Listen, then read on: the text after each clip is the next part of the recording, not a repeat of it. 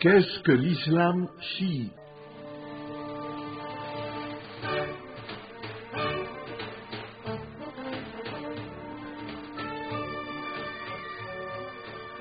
Grâce au nom de Dieu, le tout miséricordieux et très miséricordieux. Chers auditeurs, dans notre dernière émission, nous avons écouté Henri Corbin nous dire, dans le prologue de ses 4 volumes intitulés « En islam iranien », que pour connaître et comprendre les faits religieux, il faut abandonner toute démarche qui voudrait les aborder sans les prendre dans leur réalité vécue, en les séparant des consciences qui les font exister et être ce qu'ils sont. Mais au contraire qu'il fallait rencontrer le fait religieux là où il a lieu et où il a son lieu, c'est-à-dire dans les âmes des croyants. Laisser se montrer ce qui s'est montré à eux, car c'est cela le fait religieux. Dans le cas du chiisme, poursuivait Henri Corbin, sanctuaire de l'ésotérisme de l'islam, plus encore peut-être que pour tout autre univers religieux, la condition sine qua non pour en pénétrer et en vivre l'esprit, c'est d'en être l'hôte spirituel. Mais être l'hôte spirituel d'un univers spirituel, c'est commencer par lui faire en vous-même une demeure. Il n'est possible de vivre dans l'univers spirituel chiite comme en tout autre univers spirituel, et de comprendre comment l'on y vit, qu'à la condition qu'il vive aussi en vous. Sans cette intériorisation, on n'en parlera que de l'extérieur, et probablement à contresens, car l'on ne peut décrire un édifice dans lequel on n'a jamais pénétré. La qualité d'hôte ne peut être celle d'un visiteur en week-end, mais celle d'un hôte à demeure, finalement celle d'un adopté partageant les obligations des fils de la maison. Fin de citation.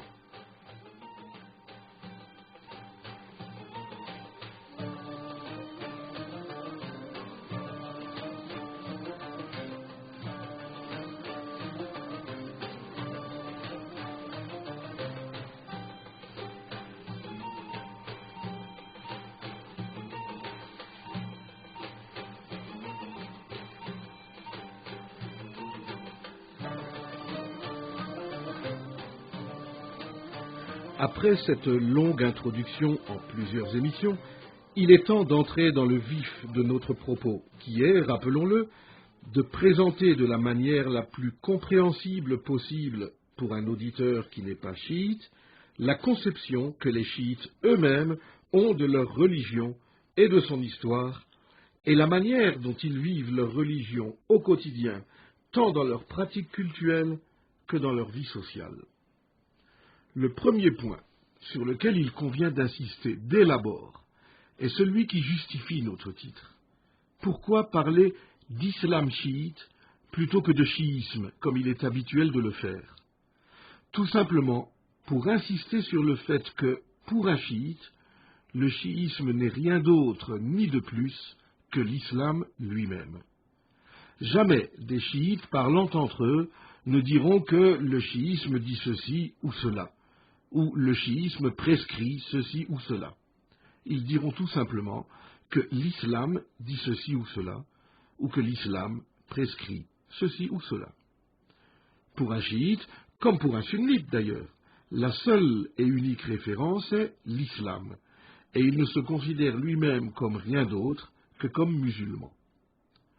Ce n'est que s'il est question de comparaison ou de confrontation avec un autre point de vue que l'un ou l'autre préciseront, c'est ainsi dans l'islam sunnite ou dans l'islam chiite, ou encore c'est ainsi selon l'école sunnite ou chiite, ou dans le sunnisme ou le chiisme.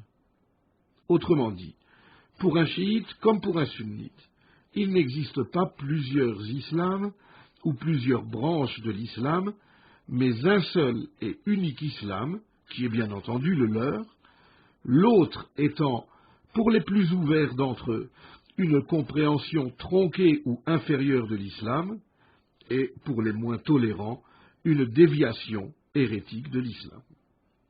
La question qui se pose en ce dernier cas est de savoir si pour eux, La déviation est telle qu'elle exclut l'hérésie en question du cadre de l'islam ou non?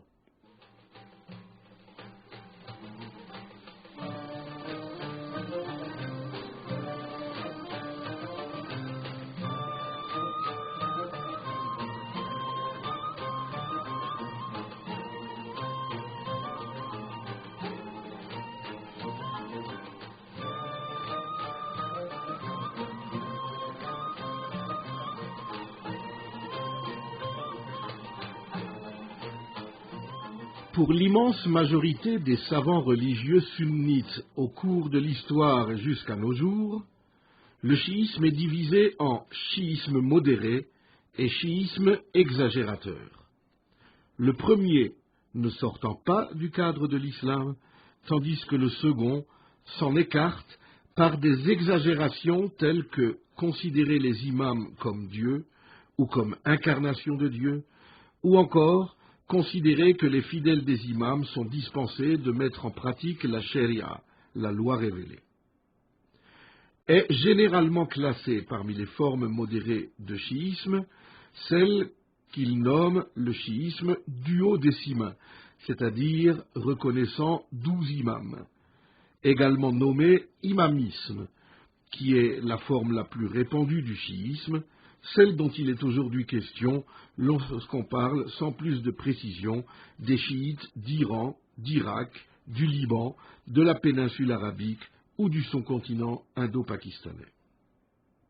Néanmoins, un nombre infime de savants sunnites se réclamant de l'école salafi considèrent que les chiites duodécimains eux-mêmes sont déjà des exagérateurs sortis de l'islam.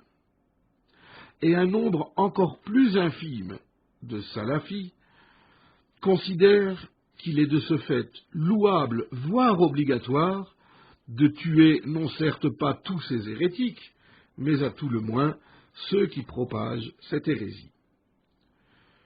Ces idées, innovées au XIIe siècle par un certain Ibn Taymiyyah et condamnées par la majorité des clercs sunnites à travers toute l'histoire, se sont malheureusement renforcés dans ces derniers temps, ces dernières dizaines d'années, grâce au soutien financier et autres que leurs sectateurs ont reçu d'une part du wahhabisme officiel séoudien et d'autre part de services secrets occidentaux, en particulier anglais puis américains, surtout lors des années du djihad afghan contre l'invasion soviétique.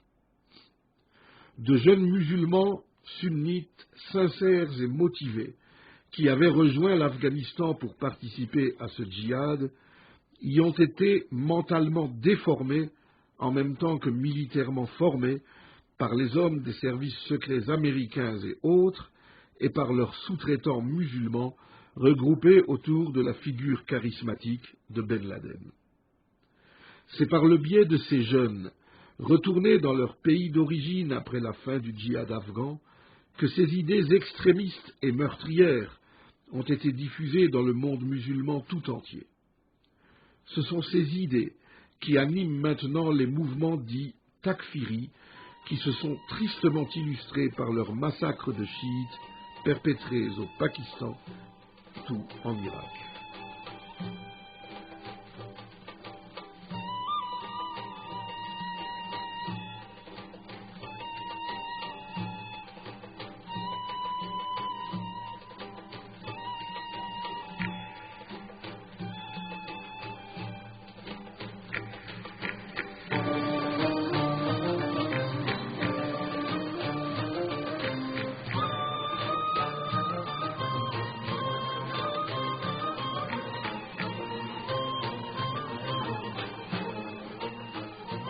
Quant aux clercs chiites, pour eux, le sunnisme est tout simplement un islam amputé de sa dimension essentielle, qui est la dévotion aux imams.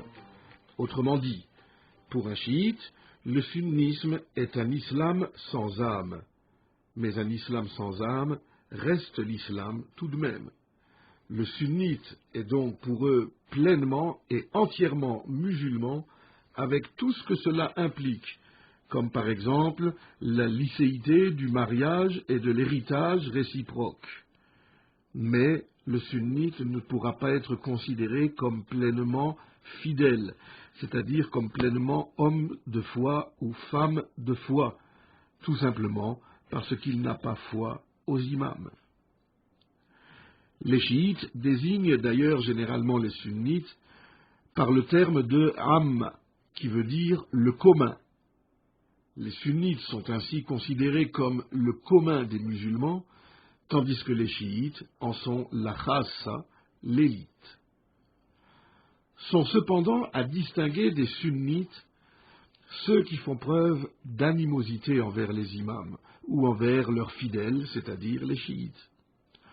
Ceux-là sont nommés des nawasib, pluriel de nasibi, et s'ils bénéficient toujours du statut légal de musulmans, leur haine des imams ou de leurs fidèles interdit néanmoins qu'on puisse les fréquenter et leur appliquer les statuts de l'islam. Mais il n'est pas pour autant licite de verser leur sang, car il n'est pas licite pour le chiisme de verser le sang de quelque être humain que ce soit. Paradoxalement, les chiites exagérateurs, les roulates, sont eux-mêmes considérés par les clercs chiites duodécimains comme sortis de l'islam, soit pour avoir divinisé un imam, soit pour s'être considérés comme dispensés des prescriptions de la loi révélée en raison de leur foi en l'imam.